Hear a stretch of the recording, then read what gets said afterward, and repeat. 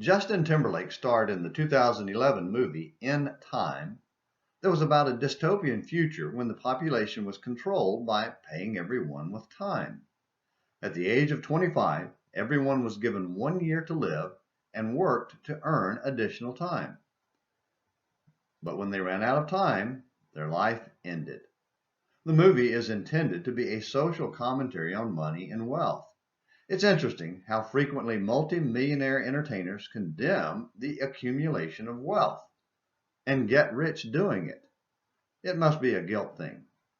However, the spin does spark some interesting thoughts about time and the need to use it wisely. For instance, consider Saul, who reigned as king of Israel for about 40 years, and think about how much time he wasted chasing David.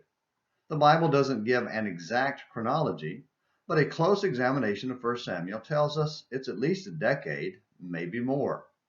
In other words, Saul spent 10 or 12 years, maybe even 15, focused on the singular goal of killing David.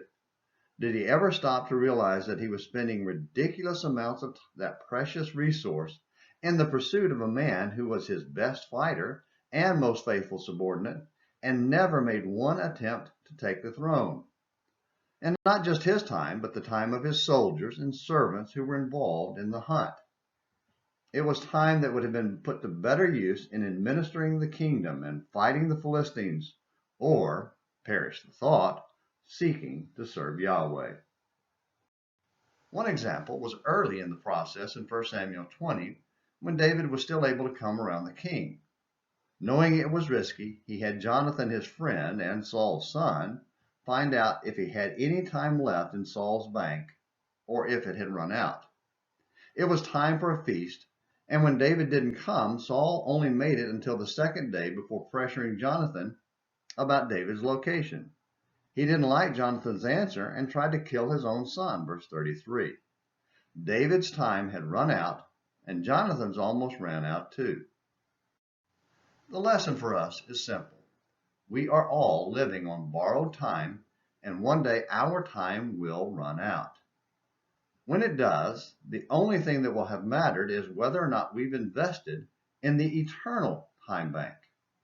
So let's think about the things we waste our time on. Well, let's not waste our time talking about that. Instead, let's spend our time thinking about God and the things of eternity. Is that where you invest your time and energy? If not, you still have time to change. Don't waste it. Thanks for watching today's Morning Minutes in the Bible. Until tomorrow, this is James McClenny hoping you have a great day. And it will be if you invest it in eternity.